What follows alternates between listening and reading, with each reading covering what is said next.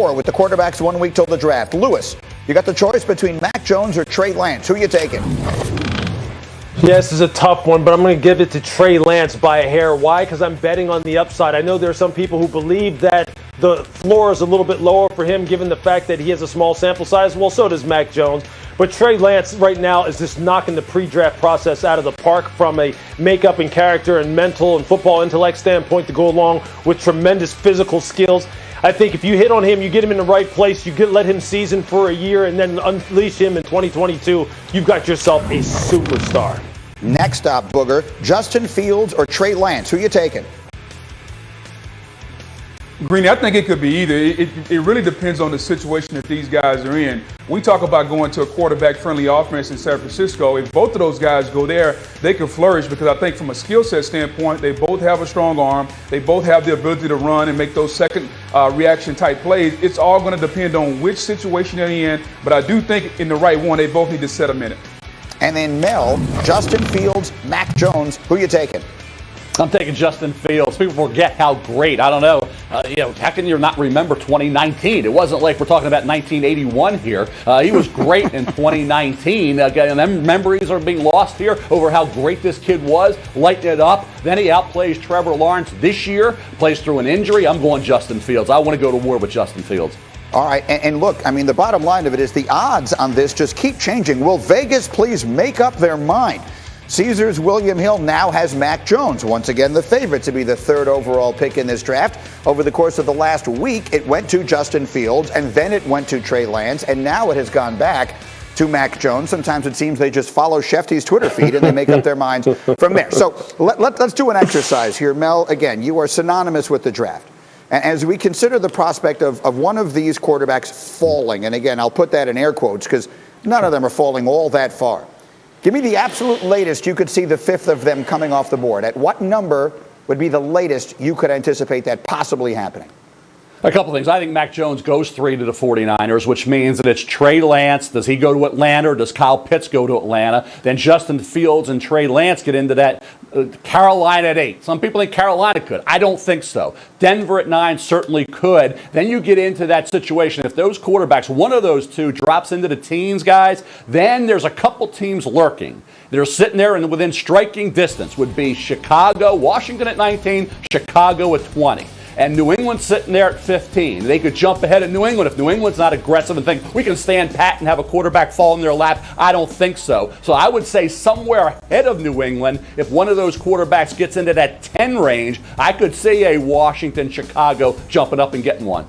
It's such a fascinating scenario, and I'll just remind everyone watching that the key to this really might be what Atlanta does at 4, because if they take a quarterback or someone moves up to take a quarterback at 4, now there's only one instead of 2 of them falling in Mel's scenario. So same question to you, Boog. What do you think realistically is the latest in this draft we will be calling one of those 5 guys' name?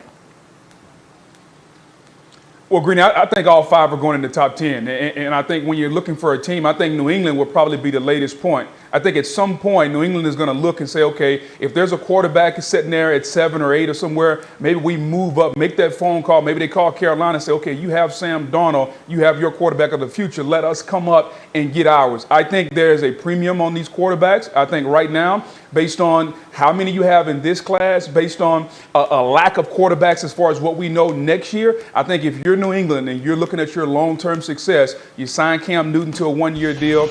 I don't think at least that he's the answer in New England. So if you're Josh McDaniels and you're Bill Belichick, you got to figure out a way that if one of those guys start to fall 7 or 8, you go up and you get the quarterback. I think New England, I don't know what pick because I think they'll have to trade up, but I think New England is as far as the 5th quarterback falls in this scenario. And with a trade-up. So, again, New England sits 15, but you're not saying you think he'll fall there. Our producers are going to yell at me, but, Lewis, I'm kind of changing the question on the fly because this just jumps into my head. How quickly could it all go? I'm sitting here thinking to myself, if the 4th pick in this draft, whether it's Atlanta or someone else who makes it, if we do have the unprecedented scenario of 1, 2, 3, and 4, forget about how far they could fall. How quickly could they all go? How quickly could we see all 5 of these guys go off the board? Well, I think then, if it becomes a situation where now it's becoming scarce, and now you have 1, 2, 3, 4, and like Trey Lance is not there anymore, or Justin Fields isn't there anymore, and you really just have one guy left. Then I think you can wind up have a situation where teams like New England, teams like Washington, teams like Chicago, I don't know if they're willing to give up that kind of draft capital in order to move up. But I think then all of a sudden you have those teams, in a flurry, rather in a tizzy, trying to get up into the top 10 and see if they can get whoever the last quarterback is that is left. And I think then you have a lot of action on the phones. We may not see it, but I think you're going to have a lot of action. Number 4, the fourth pick, obviously everyone knows, is where it all starts. If Atlanta doesn't take a quarterback, then I think right away teams are going to get on the phone. Teams are going to say, what is the point that we have to get to? I think New England gets on the horn. I think for sure, if Mac Jones goes for 3 at 3 like everyone expects, I think, personally, the guy who people will start moving up for and trying to get, a team like New England in particular, my opinion, is going to be Trey Lance. I think that's the guy that people are going to target. I think that's the guy that a team like New England will target. And it is going to get real interesting because then the 8th spot at Carolina, it does become a point where they're probably going to try and get to because no one knows what Denver's going to do at 9. It's just going to be fun. As soon as Atlanta picks, we'll know what's happening behind the scenes, no doubt about it. Assuming Atlanta does pick. Go ahead, Mel. Yeah, I think Detroit at 7, guys. If one of those quarterbacks is there at 7, right ahead of Carolina at 8, and I don't think Carolina will take a quarterback, but like I say, some do, then that's 7 spot. If I'm the Lions and I'm getting a nice offer to get out of there and all the needs the Detroit Lions have in this rebuild, I'm getting out of 7 and letting somebody jump in there to get that quarterback. That is the point I was trying to get to. We could see 5 quarterbacks go off the board in the first 7 picks of this draft. That is the spot that I was thinking about because that's the first place you go trading up to if Carolina falls from there. So I think 9 is the absolute floor. We will see. Guys, sit tight. So much more of this. I've got my own mock a little bit later, Mel. You're not the only one who can do those. We'll get to that. But right now, let's run the bases through Major League Baseball action last night. And nothing is going right for the Yankees. They lose to the Braves 4-1 last night. The Yanks are 6-11 on the season. It's their worst start in 30 years.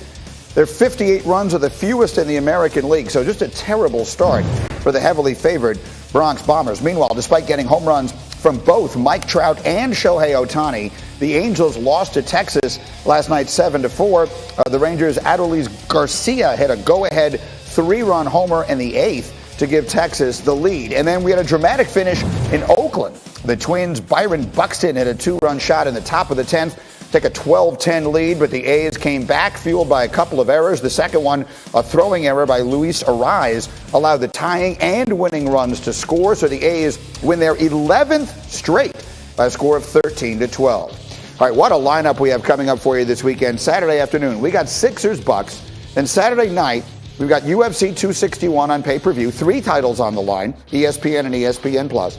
Sunday afternoon, the Nets host the Suns, and a Sunday night baseball matchup, the finale between the rival Padres and Dodgers. So an unbelievable weekend. Meanwhile, on planet Earth, Booger, you got to see this. All right, this is a 4x200 relay in Utah. And you're going to watch a dog, okay? So you got a great sprinter, but take a look at the dog. And the dog is coming strong on the inside. Booger, take a look. The dog is going to win the race. What is your reaction? Well, I mean, Greeny, the dog's got 4 legs. Hopefully the dog can run faster than the human. I mean, this is not something that we should be astonished about. Are you kidding me? I mean, come on, Green. Now, it would be something if the human or if the lady beat the dog. But, I mean, he's got 4 legs. Come on, buddy. The woman's name is Gracie Laney. The dog's name is Holly. Gracie commented afterwards, "I can't believe I got beat by a dog." All right, as we continue, the draft is loaded with star power at receiver, but I will tell you why the risk may not be worth the reward. That is on the way, and so is this. I promise you, we are going to make Mel mad. And there's nothing more fun. No, don't smile. We want you frowning and angry, and we will do that in a moment. This is Get Up on ESPN.